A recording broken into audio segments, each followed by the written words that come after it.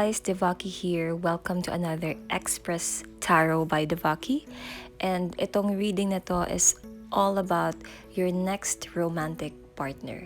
And when I say romantic partner, obviously hindi ito just any platonic relationship because this connection involves feelings. And for today, we're going to gather as many clues as we can so that we can get a full description of your future partner.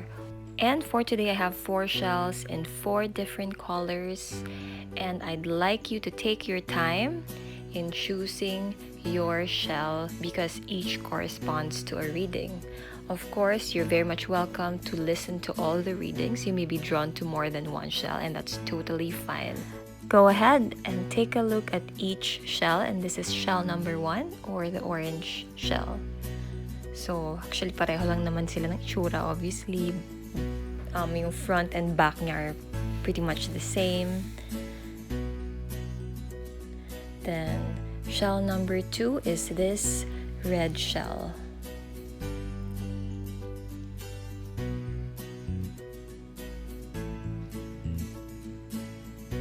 For shell number 3, we have this yellow shell.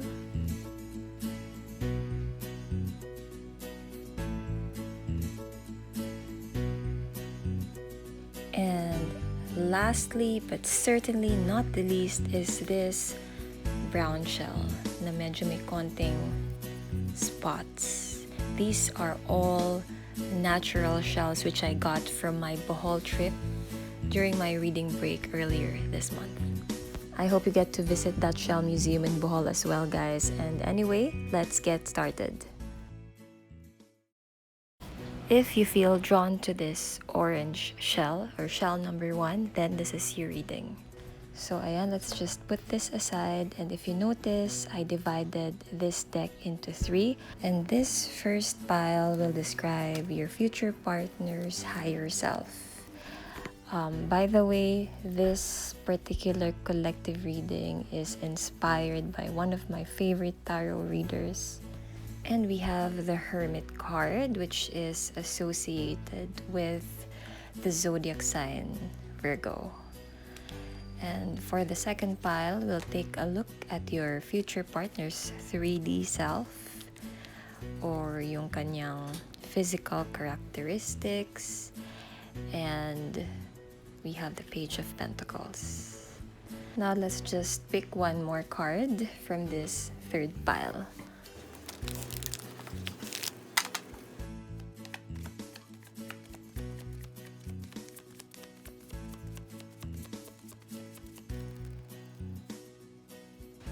And 6 of Cups. So I feel like your future partner can either be an earth sign, Virgo, Taurus, Capricorn, or a water sign, Cancer, Pisces, and Scorpio. And I feel like yung rising sign nito is most likely Scorpio.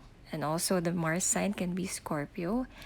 And with this Hermit card, I feel like this person has an intuitive soul.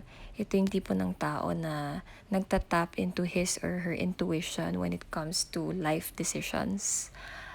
This person can be into spiritual practices. Pwedeng nagtataro like me, or pwedeng nagme-meditate itong taong to. This person loves solitude, me time. So, kaya niyang manood ng sine mag-isa. Alam mo yung mga ganong level. Kaya niyang kumain sa labas mag-isa.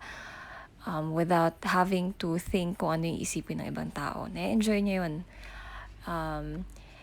With this Page of Pentacles, I feel like this person may look younger than his or her actual age. And this is because talagang nag-e-effort siguro tong taong to. I feel like nag-gym ito or very conscious about appearance, about his or her health. He or she may have dark hair. Pwede ring dark brown hair. And I see na nagkakaroon na siya ng konting gray hairs even if this person looks younger. Medyo nagkakaroon, tumatubo na rin ng mga gray hairs. Mahilig siya sa casual attire lang. Na-enjoy niya yung jeans, rubber shoes, ganyang klase ng forma. Paminsan-minsan, nagko-collar din siya na shirt. Basta gusto niya yung clean looking lang, ganyan, and simple. This person loves studying and learning new things. Pwede kasing estudyante pa rin talaga tong taong to. But if adult na siya and nagtatrabaho na siya, this person may still be thinking of learning either a new skill or to go back studying again during the time na mag-meet kayo nito. Your future romantic partner also loves pets. As a matter of fact, maybe he or she owns a dog or a cat or any domestic animal. Pwedeng katabi pa niya tumatulog, so be ready with that.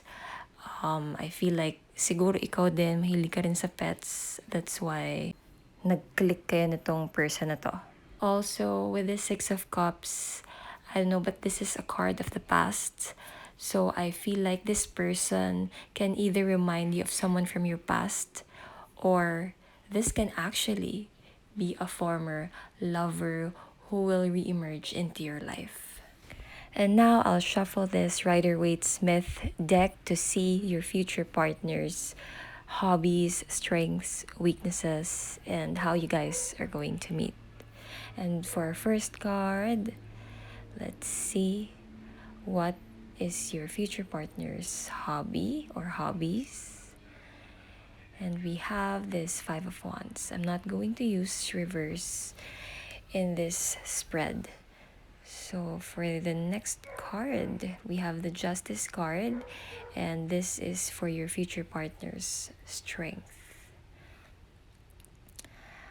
Okay, the third card would be your future partner's weakness. And we have here, okay, let me just use this one, the Death card. And lastly, for your person's to see how you guys are gonna meet, we have here, wow, the Six of Cups. So let me just arrange these cards para maayos. And also maybe I'll just pull one more card from our empathic oracle deck to confirm how you guys are going to meet na din. And this is the future card. Wow. So, saan ba natin ito magandang ilagay? Yung para aesthetic. Okay. Anyway, with the Five of Wands, itong future partner mo is definitely someone who's into sports. Very sports-minded itong taong to. He or she may be into basketball, volleyball, football, baseball, soccer, ice hockey, name it. Pwede ring arnis. Kasi itong mga wands na to, they look like arnis if you're familiar with the sport. But anyway, with this Justice card as your future partner's strength, since this card actually speaks of good triumphing over evil, you can tell na mabait itong future partner mo na to because he or she will always choose to do the right thing. This is a person of integrity, and when you say integrity, he'll always choose to do what's right even if no one's looking. So you can trust this person, that's for sure. And with this Death card as this person's weakness, I feel like this person may struggle to accept changes in his or her life. Like for example, mayroong isang situation or isang tao sa buhay niya na parang nasanay na siya na nandyan lang siya palagi. And then all of a sudden, nawala tong taong to. So, hirap siya mag-adjust. Or another example is, let's say, meron siyang particular belief. At yun yung nakalakihan niya, let's say, yun yung tradition sa family niya. So, gusto niya, or yun yung upbringing sa kanila, gusto niyang i-apply pa rin yun sa kanyang adulthood or during the time na siya naman yung mag-establish ng family. So, parang, hindi siya masyadong welcoming sa changes. So, hirap siya. Medyo hindi siya flexible, kumbaga. And lastly, with the Six of Cups and also the future card on how you guys are gonna meet, this is a strong confirmation that this is definitely someone who used to exist in your life. So, pwedeng ex mo nga talaga to. Pwede rin namang kababata, no? But definitely nakilala mo na tong taong to and you are going to meet again in the future. This is your sign.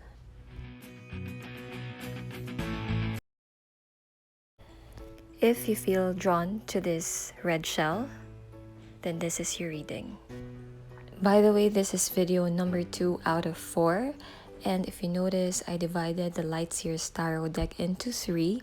And this first pile will represent your future partner's higher self. And I have here the Hierophant, the 5th major arcana card. And for our second pile, this will represent your future partner's 3D self. And I have here the King of Cups. And for the last pile, this will represent your initial impression of this person.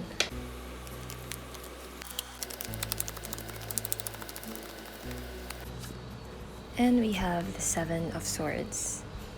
This person can be a water sign, Pisces, Cancer, or Scorpio, or can also be an air sign, Aquarius, Gemini, Libra, or can also be Taurus. May also have an Aquarius rising sign or Mars sign. And with this Hierophant card confirmed by the King of Cups, your person or your future partner is a very wise soul. Since Seven of Swords is also the card of lies and deception, I feel like there's more than meets the eye with this person. Kumbaga, initially, ibang-iba yung impression mo sa kanya versus sa magiging pagkakakilala mo sa kanya once you get to know him more. At first, he seems extroverted, very outgoing yung personality, very like open book. Pero once you get to know this person deeply, ma-realize mo na napaka-reserved pala niya and ang dami mo palang hindi alam sa kanya. And maa-amaze ka sa kanya because he seems very wise, full of wisdom. It could be na pinagtibay na siya ng panahon kaya ang dami niyang alam. He is a good source of advice. Very calm yung vibe niya pag nandyan siya. Parang kahit hindi siya nagsasalita, parang feeling mo makakalma ka. Ganon yung dating niya. When it comes to fashion, he's not that flashy. He's very simple. Even if may kaya to sa buhay, he prefers to dress modestly, as in jeans, shirt, sometimes sando, or nag-hoodie lang siya, siguro pag umuulan or pag malamig. And your person may also wear a bracelet na parang mga crystals similar to this. Ayan, or yung mga beads, yung parang mga Buddha beads, di ba? Parang nauso yon. And this person may be drawn to the color red. Pwedeng favorite color niya yon. Or pwedeng he or she is simply attracted to that color. And ayun nga, dahil medyo serious yung vibe nitong person na to, I feel like he or she may look older than his or her actual age. So, yun, kasi parang wala naman siya masyadong care sa kanyang sarili. He's very secured and very confident deep down. This person doesn't feel pressured to follow trends. Hindi to masyadong bumibili ng mga designer items even if he or she can afford. And now let's take a closer look sa iyong future partner. Using the Rider-Waite-Smith deck, I will pull cards to check your person's hobbies, strengths, weaknesses, and also we will find out how you guys are going to meet. Sumabog yung card. So I feel like parang ayaw magbigay ng isang card lang. Parang feeling ko ang dami. Ang dami yatang hobbies nito. Oh, you see guys, Seven of Cups is also about options. As you can see, feeling ko talaga ang daming options nitong future part. I mean, ang dami niyang hobbies, ang daming pinagkakaabalahan. Yung parang feeling ang dami niyang gustong gawin. Alam mo yun? So, anyway, let's pull your cards. Five of Swords and Queen of Swords. So, siguro i-fast forward ko na tong video para mabilis. The Hermit card represents this person's strength. Nine of Cups as this person's weakness.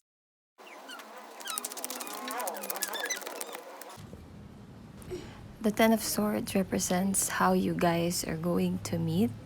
Let's just arrange this and pull one last card. Card number 43 or entanglement card. will clarify this Ten of Swords. And all right, behind the Queen of Swords is the Five of Swords to represent this person's hobbies and interests. So feeling ko mahilig siya defend ng ibang tao, mag-protect ng ibang tao. May ganun siyang fondness. So, I feel like maybe this person is into humanitarian activities, charitable acts, ganyan. May siya siguro mag-volunteer, let's say, sa mga Red Cross. Ito yung tipo ng tao na kapag nilapitan mo, very generous siya sa time niya and even sa money niya. Hindi siya dadalawang isip na tumulong. So, pwedeng part siya ng mga non-profitable organizations. Kapag may chance, mag-engage siya sa mga feeding programs, ganyan. Ganyan yung mga gusto niya. Very naturally humanitarian tong person na to. And with this Hermit card as his or her strength, I feel like he's okay alone. This person is very independent.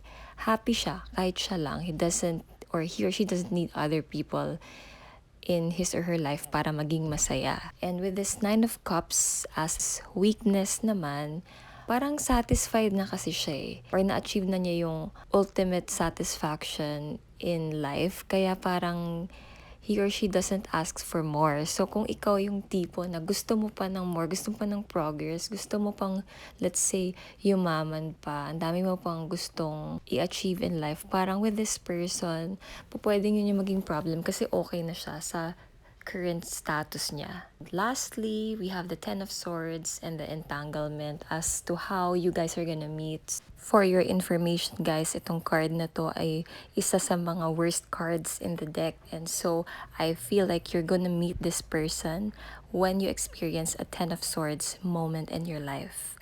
So, ito yung mga moments na you feel you're at your lowest low, or when you hit rock bottom sa life mo, sobrang may pinagdaanan ka na sobrang sakit. And with this entanglement card, I feel like sobrang maa-attach ka dito sa isang painful situation na to, and it will be difficult for you to get out. But once you cut the cord and detach yourself from this situation, that's the time that you're going to meet this person. So, kumbaga, you will meet him or her sa time na nakapag-heal ka na and parang okay ka na kahit mag-isa ka na lang. And then one day, this person will enter your life when you least expect it. If you're drawn to this yellow shell, then this is your reading. And by the way, guys, this is video number 3 out of 4. And if you notice, I divided the Lightseers Tarot deck into 3. And this first pile right here will represent your future partner's higher self. And we have here the Fool card. So, feeling ko kailangan kong i-fast forward na rin tong video na to. Anyway, for the second pile, this will represent your future partner's 3D self. And I have here the Knight of Pentacles. And for the last pile, this will represent your impression of this person.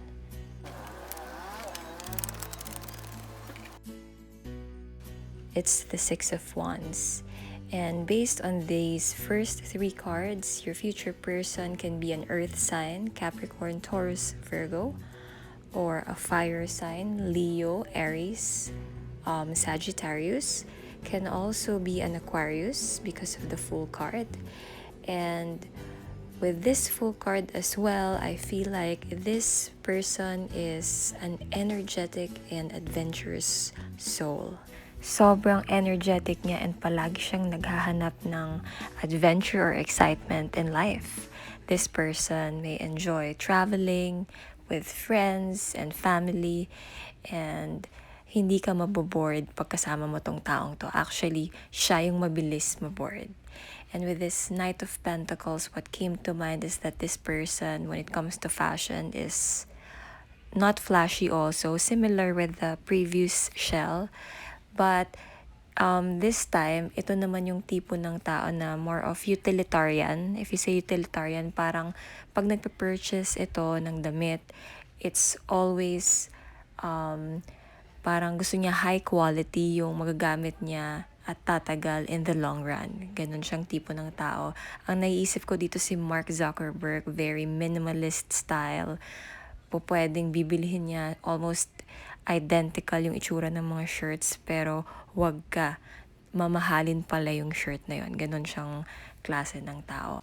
With this Six of Wands, even if minimalist yung style nitong person na to, once he or she steps in the room, parang mapapansin mo siya. It could be the broad shoulders, it could be the prominent chin, or it can be the intense eyes, or the thick and luscious hair. May isa siyang feature sa kanyang katawan or muka na talagang very attractive and easily noticeable. And now, let's gather more hints or clues pa as to this person's personality. And let me use this Rider-Waite-Smith deck. And for our first card, this will represent your person's hobbies and interests. Right here is the King of Swords. And for the next card, this will represent your future partner's strength. And for the strength, we have the Six of Swords. The next card will represent his or her weakness. And I have here the Knight of Swords. Now for the next card, this will represent how you guys are going to meet. And we have the Devil card. And lastly, let me pull one Oracle card just to clarify this last card.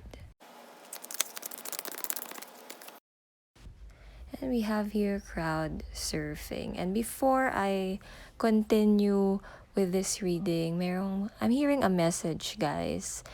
It's like a reminder na there are times when we feel distracted by outside forces na parang gusto mo nang mabad trip or gusto mo nang magwala sa inis. Pero your guides are telling you to just be patient. Yeah, so I just felt like sharing that message to you guys. Anyway, going back, so we have here this King of Swords to represent hobbies and interest. I feel like this person is someone who really enjoys chatting. So pwedeng in a coffee shop with friends or with a lover, sobrang na-enjoy niya yung ganon. And I can't help but notice the metal sword na hawak nitong king na to. So, pwedeng may kinalaman din sa metal ang hobby nitong person mo na to. It can be cooking, gardening, or even lifting weights or barbells sa gym, or pwedeng fencing, ganyan. So, yun.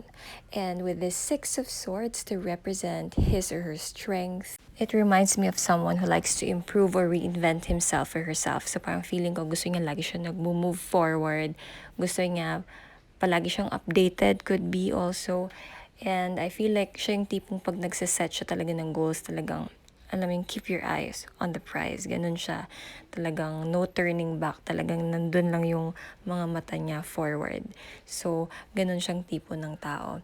And with this Knight of Swords as weakness, this can be describing someone who is quick to anger. Medyo mainitin yung ulo.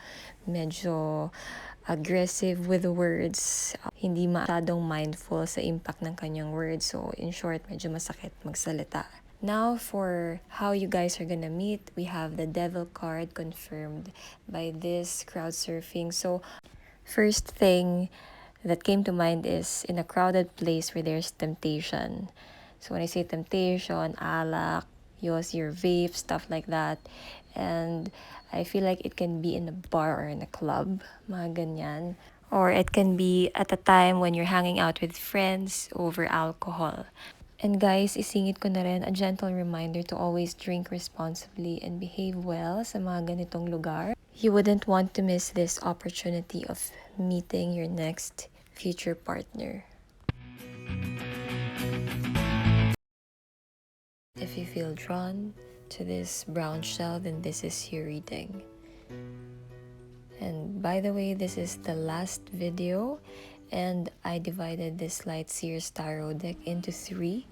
And this first group right here will represent your future partner's higher self. And we have the Chariot card. And for the second pile, this will represent your future partner's 3D self. And it's the Page of Swords. And for the last group, this will represent your initial or first impression of this person. And I have here Eight of Swords. And from the get-go, I feel like your future partner can be an air sign. Very strong ang air sign dito. Aquarius, Gemini, or Libra. But this person can also be Cancer with this Chariot card. And with this Six of Swords, I feel like your person is very, very conscious about how he or she presents himself to the public. I feel like this person cares too much kung ano yung tingin ng tao sa kanya. And so, siya yung tipong tumatagal or nagbababad sa harap ng salamin. Tinitignan muna niya kung perfect na ba ang kanyang outfit when mag-a-attend siya ng isang party, most especially if may dress code. You'll never see this person na mag-dress down. It's either overdress or he or she will make sure that he is wearing the appropriate clothes for the occasion.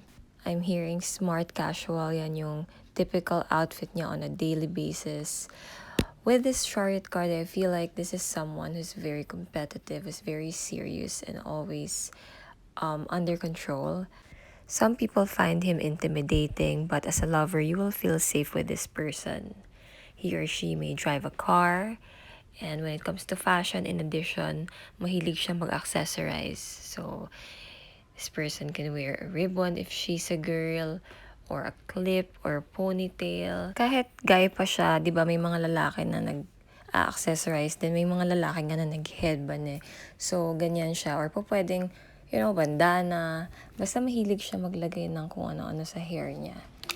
And now, let's just pull a couple of cards to see kung ano yung personality nitong future partner mo. And for the first card, which is this Page of Cups, this will represent your future partner's hobbies and interests.